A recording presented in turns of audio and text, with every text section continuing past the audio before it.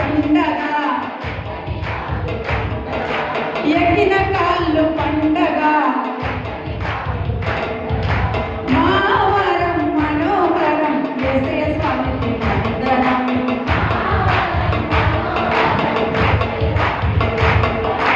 యేసయ్య దేవుడని కానుకలర్పించుదాం,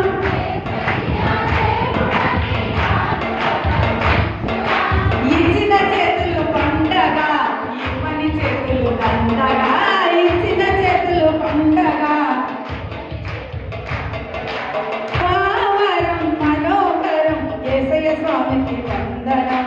మా వరం మనోహరం యేసయ్య స్వామికి వందనం. యేసయ్య దేవుడని హృదయములర్పించుదాం,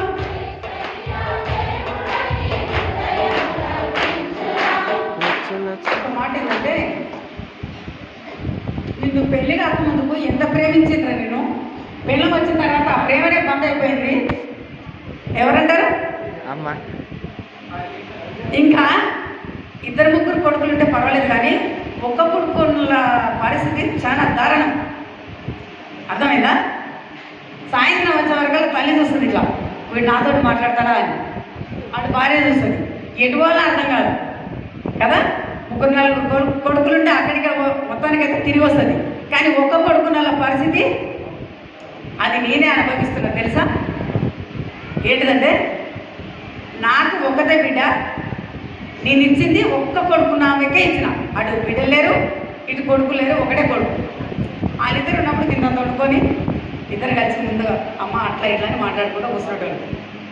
కానీ భార్య వచ్చిన తర్వాత ఏం చేయాలి? ఆ ప్రేమ ఇద్దరికి పంచాలి కదా, అవునా కదా. ఈ పెద్ద కొట్లాట. ఒక సంవత్సరం కాక ముందుకు ఒక కొడుకు పుట్టిండు, అయిపోయిందా? ఇప్పుడు తల్లికి పంచాలి, పిల్లానికి పంచాలి, కొడుకు పంచాలి. 3 సంవత్సరాలలో ఇద్దరు పుట్టిరు, బిడ్డకు, కొడుకుకు, భార్యకు, తల్లికి. 4 సంవత్సరాల నరలో ఇంకొకడు పుట్టిండు. మొత్తం 3 పిల్లలకు, భార్యకు, తల్లికి పంచాలి. ఆడ పెద్ద కొట్లాడు. వీడు వచ్చి కొడుకు దగ్గర కూర్చున్నాడు, బిడ్డ దగ్గర కూర్చున్నాడు, భార్య దగ్గర కూర్చున్నాడు, ఇంకో కొడుకు దగ్గర కూర్చున్నాడు. నేనెటు పోవాలి? అర్థమైందా? ఎటు అటు పోయేది లేదు. యేసయ్య దగ్గర కూర్చుంటే చాలు, ఆయనని ప్రేమిస్తే చాలు. ఎవరు మనల్ని ప్రేమించకపోయినా ప్రేమించిన అర్థం చేసుకునే మనసు ఉంటే ఎంతో దూరం మనం ముందుకెళ్ళొచ్చు. అంతేనా? యేసయ్య దేవుడని హృదయములర్పించుదాం, ఇచ్చిన హృదయము పండగ, ఇవ్వని హృదయము దండగ, ఇచ్చిన హృదయము పండగ, ఇవ్వని హృదయము దండగ, మా వరం మనోహరం యేసయ్య స్వామికి వందనం.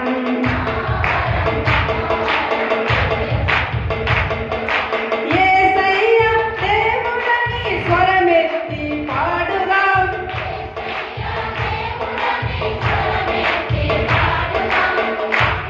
పాడిన స్వరము పండగ, తిట్టిన స్వరము దండగ, పాడిన స్వరము పండగ, తిట్టిన స్వరము దండగ, మా వరం మనోహరం యేసయ్య స్వామికి వందనం. మా వరం మనోహరం యేసయ్య దేవుడని, యేసయ్య చాటిన వారికి పండగ, చాటని వారి పండగ, చాటిన వారికి పండగ, చాటని వారి పండగ, మా వరం మనోహరం యేసయ్య స్వామికి వందనం. మా వరం మనోహరం యేసయ్య స్వామికి వందనం. హల్లెలూయా. మిగతా వచనాలు మధ్యాహ్నం పాడుకున్నాం. ఒక్క సెక్షన్ మాత్రమే వెళ్ళిపోతాం అన్నోళ్ళు ఎంతమంది ఉన్నారో ఒకసారి చేయకండి. ఇంతవరకు ఇది వెళ్ళిపోతాం అనుకున్న వాళ్ళైతే చేయకండి. కాబట్టి ఈ సెక్షన్లో నేను సాక్ష్యం చెప్పట్లేదు. హల్లెలూయా. పుట్టి సాక్ష్యం మాత్రం నేను వెళ్ళిపోతా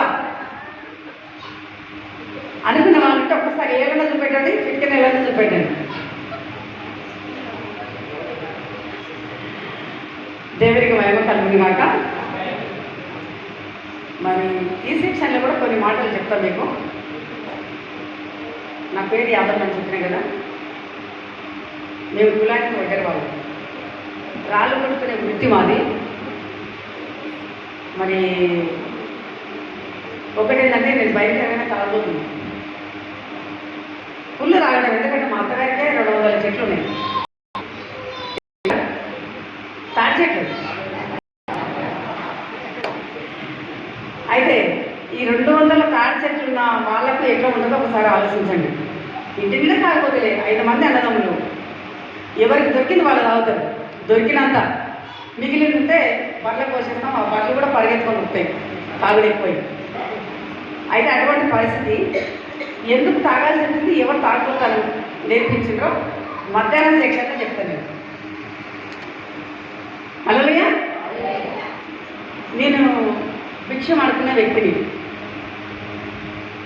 అడుకుంటేనే మా పూట గడవాలి.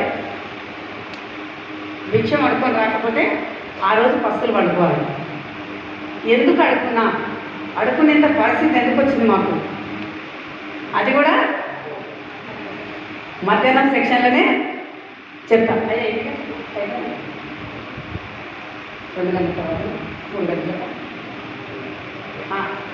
2:30 తర్వాత మళ్ళీ ఉంటుంది సమయం మనకు, అప్పుడు చెప్తా. తర్వాత ఇంకొక విషయం ఏంటంటే, నాకు చదువు రాదు, ఒక అక్షరం కూడా రాదు, అసలు ఏ స్కూల్కి వెళ్ళలేదు. ఇప్పుడు చదవగలుగుతున్నా. 36 సార్లు బైబిల్ కంప్లీట్ చేసిన. ఎట్లా చదువు వచ్చినది కూడా మధ్యాహ్నమే.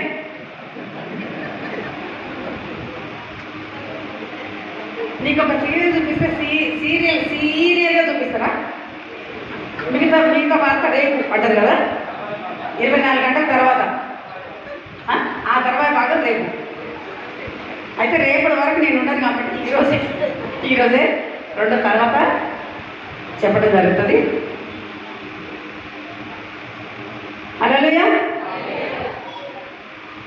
ఇంకేముంది, దేవుని మహాకృపను బట్టి 36 సంఘాలు దేవుడు స్థాపించడానికి కృపనిచ్చాడు.